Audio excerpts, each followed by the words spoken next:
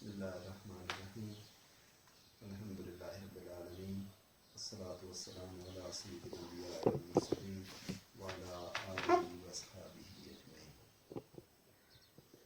ارشاد باری تعالیٰ ہے لن تنالوا البر حتی تنفقوا مما تحبون وما تنفقوا من شیء فإن اللہ بہ علیم۔ لن تنالوا ہرگز نہ پا سکو گے تم البر کامل نیکی کا رتبہ حتی تنفقوا جب تک کہ نہ خرچ کرو راہ خدا میں مما ان چیزوں میں سے تحبون جن کو تم عزیز رکھتے ہو۔ تو نیکی کا کمال رتبہ یہ ہے کہ اپنی عزیز چیز کو اپنی پسندیدہ چیز کو راہ خدا میں خرچ کیا جائے۔ حضور ذوالامت نے علامہ بیضاوی کے حوالے سے لکھا ہے کہ البر کا مطلب یہ ہے لن تنالوا البر کا مطلب لن تبلغوا حقیقت البر الذی هو کمال الخیر، یعنی اپنی محبوب اور عزیز چیزوں کو راہ خدا میں خرچ کیے بغیر تم نیکی کی حقیقت تک جو خیر و احسان کا درجہ کمال ہے رسائی حاصل نہیں کر سکتے۔ تو انسان اگر کوئی حقیر چیز کو راہ خدا میں صرف کرے اس کا بھی بدلہ ملتا ہے۔ اپنا استعمال شدہ لباس بوسیدہ وہ کسی کو دے دے تو جب تک دوسرا شخص پہنے رہتا ہے اس کو ثواب ملتا رہتا ہے۔ تاہم درجہ کمال یہ ہے کہ انسان اپنی عزیز ترین چیز کو راہ خدا میں صرف کرے۔ تو حضرت ابو طلحہ رضی اللہ تعالیٰ عنہ رسول اکرم صلی اللہ علیہ وسلم کی بارگاہ میں حاضر ہوئے اور عرض کیا اے اللہ کے پیارے رسول صلی اللہ علیہ وسلم، مجھے سب سے زیادہ عزیز اپنا باغ بے رخا ہے۔ یہ مدینہ طیبہ میں تھا۔ رسول اکرم صلی اللہ علیہ وسلم بھی اس باغ میں تشریف لے جاتے تھے، وہاں سے پانی نوش فرمایا کرتے تھے۔ تو عرض کرتے ہیں یا رسول اللہ فدا حیث اراک اللہ، حضور جہاں مناسب خیال فرماتے ہیں اسے خرچ فرمائیے۔ حضور علیہ السلام نے بڑی خوشنودی کا اظہار فرمایا اور حکم دیا کہ اسے اپنے قریبی رشتہ داروں کو دے دو۔ تو انہوں نے اپنے رشتہ داروں میں اپنے چچا زادوں میں اس بے رخا باغ کو تقسیم فرما دیا۔ وما تنفقوا من شیء، اور جو کچھ تم خرچ کرتے ہو فإن اللہ بہ علیم، اللہ تعالیٰ اسے جانتا ہے۔ لوگوں کو دکھانے کی ضرورت نہیں ہے، لوگ دیکھیں یا نہ دیکھیں، جو راہ خدا میں خرچ کرو گے خدا تعالیٰ دیکھ رہا ہے کہ میرا بندہ میری رضا کی خاطر کیا کچھ راہ خدا میں دے رہا ہے۔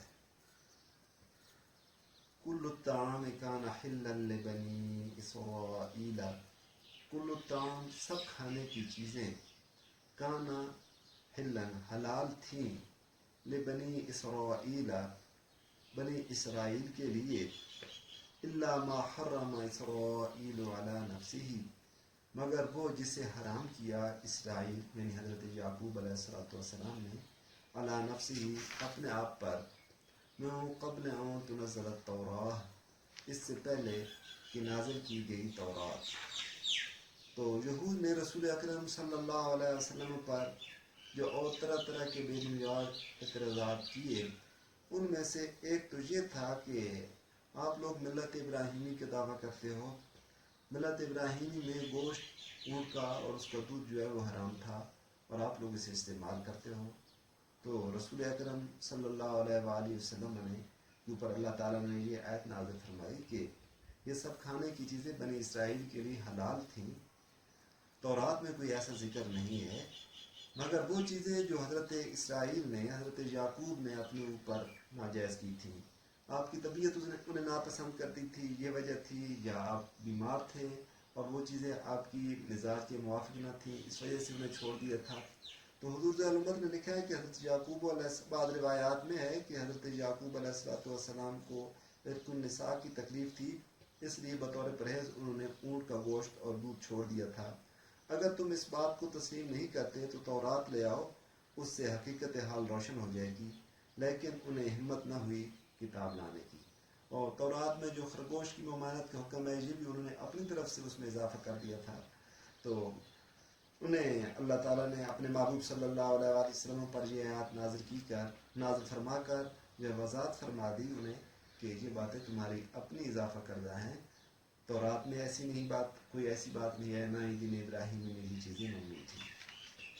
تو قل فاتو بالتورات، آپ نے فرمایا کہ آپ فرماؤ فاتو بالتورات، لاؤ تورات کو، فتلو آپ پھر پڑھو اسے، ان کنتم صادقین اگر تم سچے ہو، کہ سچے ہو تو پھر لاؤ پڑھ کر سناؤ کہ حضرت ابراہیم علیہ السلام کے دین میں یہ چیزیں موجود تھیں لیکن انہیں ہمت نہ ہوئی اسے ملا سکی۔ اگلی آیت مبارک میں ہے فَمَنِ افْتَرَىٰ عَلَى اللَّهِ الْكَذِبَ مِن بَعْدِ ذَلِكَ فَأُولَٰئِكَ هُمُ الظَّالِمُونَ، بس جو بہتان لگاتا ہے اللہ تعالیٰ پر جھوٹا، من بعد ذَلِكَ اس کے بعد، فَأُولَٰئِكَ هُمُ الظَّالِمُونَ تو وہی ظالم ہیں۔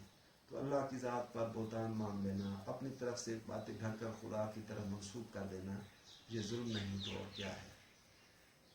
قل صدق اللہ، آپ کہہ دیجئے سچ فرمایا ہے اللہ نے، فاتبعوا ملت ابراہیم حنیفا، بس پیروی کرو تم ملت ابراہیم کی، حنیفہ جو ہر باطل سے الگ تلگ تھے، وما کان من المشرکین اور وہ بالکل نہ تھے وہ شرک کرنے والوں میں سے۔ تو یعنی اللہ کا فرمان سچا ہے، تمہاری تعریف کا سکہ نہیں چل سکتا۔ اگر یہ آیت مبارکہ میں ہے ان اول بیت، بے شک پہلا عبادت خانہ، وضع للناس سے جو بنایا گیا لوگوں کے لیے، للذی وہی ہے جو ببکہ مکہ میں ہے، مبارکم بڑا برکت والا، وہدی للعالمین اور ہدایت کا سرچشمہ ہے سب جہانوں کے لیے۔ تو یہاں آیت مبارکہ میں فرمایا گیا ہے کہ سب سے پہلا عبادت خانہ جو لوگوں کے لیے بنایا گیا وہ مکہ میں ہے۔ تو پتہ چلا کہ سب سے پہلے جو عبادت خانہ جو خدا کا گھر تعمیر ہوا وہ خانہ کعبہ تھا جسے تعمیر کیا گیا۔ تو حضرت ابو ذر غفاری رضی اللہ عنہ فرماتے ہیں کہ میں نے حضور نبی کریم علیہ السلام سے دریافت کیا کہ زمین پر سب سے پہلے کون سی مسجد بنائی گئی؟ تو حضور صلی اللہ علیہ وسلم نے فرمایا مسجد حرام۔ میں نے عرض کیا اس کے بعد؟ تو فرمایا مسجد اقصی۔ میں نے پھر پوچھا ان دونوں کی تعمیر کے درمیان کتنا عرصہ تھا؟ تو فرمایا 40 سال۔ اس سے معلوم ہوا کہ مسجد حرام کے پہلے معمار حضرت آدم علیہ السلام اور مسجد اقصی کے پہلے معمار آپ کے کوئی فرزند تھے۔ طوفان نوح کے بعد جب یہ عمارت منہدم ہو گئی تو حضرت ابراہیم علیہ السلام نے اللہ تعالیٰ کے حکم سے خانہ کعبہ کی دوبارہ تعمیر کی اور حضرت سلیمان علیہ السلام نے مسجد اقصی کی۔ بیت سے مراد مطلقاً گھر نہیں بلکہ خانہ عبادت ہے۔ تو لفظ بکہ کی وضاحت کرتی حضور ذیالامت لکھتے ہیں بعض علماء نے لکھا ہے کہ مکہ میں ایک لغت بکتن بھی آئی ہے۔ مجاہد نے کہا کہ مکہ اور بکہ ایک ہی شہر کے دو نام ہیں۔ امام مالک نے فرمایا کہ خانہ کعبہ کی جگہ کو بکہ کہتے ہیں، باقی پورے شہر کو مکہ کہتے ہیں۔ محمد ابن شہاب سے مروی ہے کہ صرف خانہ کعبہ نہیں بلکہ ساری مسجد حرام بکہ ہے اور دوسرے شہر کا نام مکہ ہے۔ تو مبارکم بڑا برکت والا، وہدم تو برکت کیوں نہ ہو اس میں ایک نماز پڑھی جائے تو لاکھ نماز کا ثواب ملتا ہے، ایک ختم قرآن پاک کا کیا تو لاکھ ختم قرآن پاک کا ثواب ملا۔ نیز اس کا حج اور عمرہ کرنے والوں، اس کی گرد طواف کرنے والوں پر اللہ تعالیٰ کی رحمت کی جو بارش برستی ہے اس کا کون اندازہ کر سکتا ہے۔ فی آیات بینات مقام ابراہیم، فی ہے اس میں آیات بینات روشن نشانیاں ہیں، مقام ابراہیم ان میں سے ایک مقام ابراہیم ہے۔ تو خانہ کعبہ میں جو واضح نشانیاں کعبہ کے بیت اللہ ہونے کی روشن نشانیاں ہیں، مثلا آج تک جس ظالم نے اس گھر کی توہین کرنے کا قصد کیا قہر الہی نے اسے نیست و نابود کر دیا۔ چند سال پیشتر ابرا کا جو ہولناک انجام ہوا تھا وہ عرب کے بچے بچوں کو معلوم تھا۔ دور جہالت میں جب ہر طرف کشت و خون کا بازار گرم تھا اور کسی کو کہیں گوشہ عافیت میسر نہیں تھا، اس وقت بھی حرم کعبہ کی حدود میں جو داخل ہو جاتا ہر قسم کی بالادستی اور گرفت سے محفوظ ہو جاتا۔ ایک اور نشانی جس کو الگ سے ذکر کیا گیا مقام ابراہیم ہے، جہاں معمار حرم حضرت ابراہیم علیہ السلام کے نقوش پا ثبت ہیں۔ تو حضرت ابراہیم علیہ السلام کا یہ نقش پا مبارک اس کو اللہ تعالیٰ نے اپنی نشانی قرار دیا کہ اللہ کے ایک پیارے پیغمبر کا پاؤں مبارک پتھر کے اوپر سخت چیز کے اوپر اس کا نشان مبارک نقش ہو گیا۔ تو یہ مقام ابراہیم یہ خدا کی نشانیاں ہیں۔ تو حضرت ابراہیم علیہ السلام کے اس نقش پا کو دیکھو، خدا کی قدرت کا مشاہدہ کرو کہ اللہ کے پیغمبر صلی اللہ علیہ وآلہ وسلم کو اللہ تعالیٰ نے کس طریقے سے عزت افزائی فرمائی کہ سخت پتھر کے اوپر پاؤں کا نشان مبارک آج بھی ثبت ہے، اور اہل محبت کی آنکھیں اس کی بوسے لے رہی ہیں۔ ومن دخلہ کان آمنا، جو بھی داخل ہوا اس میں ہو جاتا ہے ہر خطرے سے محفوظ۔ وَلِلَّهِ عَلَى النَّاسِ حِجُّ الْبَيْتِ مَنِ اسْتَطَاعَ إِلَيْهِ سَبِيلًا، اور اللہ کے لیے فرض ہے لوگوں پر حج البیت، اس کے لوگوں پر حج اس گھر کا، من استطاع جو طاقت رکھتا ہو، الیہ وہاں تک، سبیلا پہنچنے کی۔ تو جس کے پاس استطاعت سبیل سے مراد یہ ہے کہ زیادہ سفر بھی ہو، گھر والوں کو بھی انسان سفر کا خرچ دے جائے، پیچھے کا خرچ دے جائے، راہ بھی پرامن ہو، اور صحت سفر کی مشقتیں برداشت کر سکتی ہو۔ تو اور موجودہ دور میں اگر راستے بند ہو جائیں کسی وجہ سے تو پھر بھی صحت بھی ہو، ذاتی سفر بھی انسان کے پاس موجود ہو، تب بھی انسان قدرت نہیں رکھ رہا ہے۔ تو حج کی فرضیت یہ ہے کہ انسان استطاع الیہ سبیلا، راستے کی قدرت ہو وہاں تک پہنچنے کی۔ تو اللہ تعالیٰ کے پاک کلام میں جامعیت ہے، تو اس نے ان تمام صورتوں کو واضح کر دیا کہ انسان کس صورت میں اللہ تعالیٰ کے حج بیت اللہ اس کے اوپر فرض ہوتا ہے۔ ومن کفر فإن اللہ غنی عن العالمین، جو شخص اس کے باوجود انکار کرے تو بے شک اللہ بے نیاز ہے سارے جہان سے۔ قل آپ فرمائیے، یا اہل الکتاب، اے اہل کتاب، لم تکفرون بآیات اللہ، کیوں انکار کرتے ہو اللہ کی آیتوں کا، واللہ شہید علی ما تعملون، اور اللہ تعالیٰ دیکھ رہا ہے جو کچھ تم کرتے ہو۔ آیات سے مراد وہ عقلی اور نقلی دلائل ہیں جن سے اسلام کی حقانیت حضور رحمۃ اللہ علیہ صلی اللہ علیہ وسلم کی صداقت روز روشن کی طرح واضح ہو چکی تھی۔ اس میں حضور صلی اللہ علیہ وسلم کے معجزات، قرآن حکیم، خلق عظیم، شریعت اسلامیہ کی پاکیزگی اور برتری، اور ان کے علاوہ تورات و انجیل کی کھلی تصریحات سب داخل ہیں۔ خطرہ ہے تعجب، اہل کتاب سے استفسار کیا جا رہا ہے کہ کیا تمہیں یہ زیب دیتا ہے کہ تم ان روشن دلائل کو جانتے پہچانتے ہوئے ان کا انکار کر دو؟ تم اپنی تعریف اور اجاری سے چند لوگوں کو تو فریب دے سکتے ہو، لیکن دانا و بینا خدا کو کیا جواب دو گے؟ وہ تمہارے ظاہر و باطن کو یکساں دیکھ رہا ہے، واللہ شہید علی ما تعملون۔ قل فرمائیے، یا اہل الکتاب، اے اہل کتاب، لم تصدون، تم کیوں روکتے ہو، عن سبیل اللہ، اللہ کی راہ سے، من اس شخص کو جو آمنا ایمان لا چکا، تبغونہا عوجا، تم چاہتے ہو کہ اس کی راہ راست کو ٹیڑھا بنا دو، وانتم شہداء، حالانکہ تم خود اس کی راستی کے گواہ ہو۔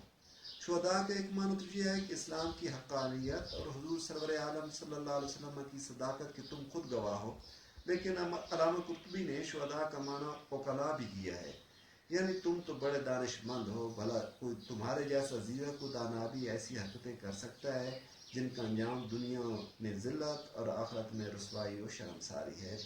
وما اللہ بغافل عما تعملون، اور نہیں ہے اللہ تعالیٰ بے خبر عما تعملون، ان کرتوتوں سے جو تم کرتے ہو۔ یا ایھا الذین آمنوا، اے ایمان والو، او تطیعوا فریقا، اگر تم کہاں مانو گے، فریقا ایک گروہ کا، من الذین اوتوا الکتاب، اہل کتاب سے، تو یردوکم، لوٹا کر چھوڑیں گے تمہیں، بعد ایمانکم، تمہارے ایمان قبول کرنے کے بعد، کافرین، کافروں میں۔ تو یثرب کے دو قبیلوں اوس اور خزرج میں عرصہ قدیم سے دشمنی چلی آتی تھی۔ بارہا یہ ایک دوسرے سے جنگ کر چکے تھے، جن میں وہ ایک دوسرے کو بڑی بے دردی سے قتل کیا کرتے تھے۔ حضور سراپا نور علیہ الصلوۃ والسلام نے جب یثرب کی سرزمین کو اپنے مبارک قدموں سے نوازا تو حضور صلی اللہ علیہ وسلم کی تعلیم کی برکت سے اوس و خزرج آپس میں بھائی بھائی بن گئے۔ اسلام کی نعمت نے ان کی پچھلی دشمنیوں کو بھلوا دیا، فراموش کر دیا۔ وہ ایک دوسرے کے اوپر ایثار کے جذبوں سے متصف ہو گئے۔ ایک دن یہ آپس میں بیٹھے محبت و پیار کی باتیں کر رہے تھے تو ایک یہودی نے انہیں دیکھا تو وہ جل بھن کے رہ گیا کہ یہ کیا تھا کہ اوس و خزرج پہلے آپس میں لڑا کرتے تھے، ان کی بہنی لڑائی سے ہم فائدہ اٹھایا کرتے تھے، اب یہ لوگ آپس میں اس طریقے سے باہم شیر و شکر ہو گئے۔ تو وہ وہ شاس بن قیس یہودی اس کا نام تھا. تو جب وہ واپس گھر گیا تو اس نے ایک جوان یہودی کو تیار کیا کہ مسلمانوں میں جا کر اوس و خزرج میں جا کر ان کی پرانی لڑائیوں کو یاد دلائے. تو ایک شخص آیا وہاں بیٹھا, پرانی لڑائیاں جو ان کی تھیں ان کے ذکر کرنے لگا, اس وقت کے جو ان کے اشعار تھے وہ گنگنانے لگا. تو میں کا سلسلہ شروع ہوا. تو آپس میں اسلحہ نکالو کی آوازیں بلند ہونے لگیں. جنگ کے لیے میدان کو مقرر کر دیا گیا کہ ہر میدان میں پھر سے جنگ ہوگی. رسول اکرم صلی اللہ علیہ وآلہ وسلم کو پتہ چلا تو حضور صحابہ کی میت میں وہاں تشریف لے گئے.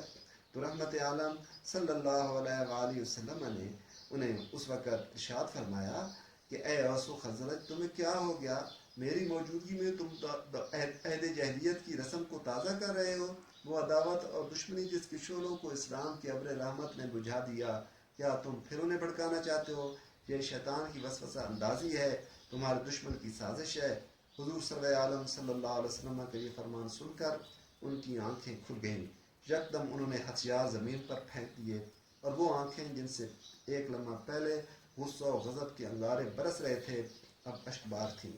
وہ دوڑ کر ایک دوسرے کو گلے لگا رہے. تو اس موقع پر یہ آیت کریمہ نازل ہوئی. اس آیت میں وہ ابدی حقیقت پیش کی گئی ہے جس پر زمانہ کی ہر کروٹ نے مورد تصدیق ثبت کی ہے. تو تفسیر ضیاء القرآن کا دعوتی نہج جتنا پرزور ہے, مؤثر ہے, وہ اپنی مثال آپ ہے, تو اس کی طرف ذرا مشاہدہ کریں. حضور ضلعت لکھتے ہیں 19ویں صدی پر ہی نگاہ ڈالیے, نیم بر اعظم پاک و ہند میں ملت اسلامیہ پر کیا گزری. یورپ کے عیسائیوں نے مسلمان حکمرانوں کو کس طرح ایک دوسرے کے خلاف اکسا کر اسلامی مملکت کی اینٹ سے اینٹ بجا دی. شرق اوسط کے مسلمان فرمان رواؤں نے کس کی انگیخت پر خلافت عثمانیہ کے خلاف علم بغاوت بلند کیا اور کس طرح اپنے وقار کا جنازہ نکالا. مسلمانوں نے جب بھی اغیار پر یوں اندھا اعتماد کیا انہیں ان روح فرسا حالات سے دو چار ہونا پڑا. اسلام نے کسی کے ساتھ کار خیر میں تعامل سے منع نہیں کیا, لیکن اس نے دوسروں سے فریب اور دھوکہ کھانے سے ضرور روکا ہے. وَكَيْفَ تَكْفُرُونَ وَأَنْتُمْ تُتْلَى عَلَيْكُمْ آيَاتُ اللَّهِ, اور یہ کیسے ہو سکتا ہے تکفرون کہ تم اب پھر کفر کرنے لگو, وَأَنْتُمْ حالانکہ تم وہ ہو کہ تُتْلَى عَلَيْكُمْ آيَاتُ اللَّهِ کہ پڑھی جاتی ہیں تم پر اللہ کی آیتیں, وَفِيكُمْ رَسُولُهُ اور اس میں اللہ کا رسول بھی, اور تم میں اللہ کا رسول بھی تشریف فرما ہے. وَمَن يَعْتَصِم بِاللَّهِ فَقَدْ هُدِيَ إِلَىٰ صِرَاطٍ مُسْتَقِيمٍ, اور جو مضبوطی سے پکڑتا ہے اللہ کے دامن کو تو ضرور پہنچایا جاتا ہے اسے الی صراط مستقیم, سیدھے راستے پر.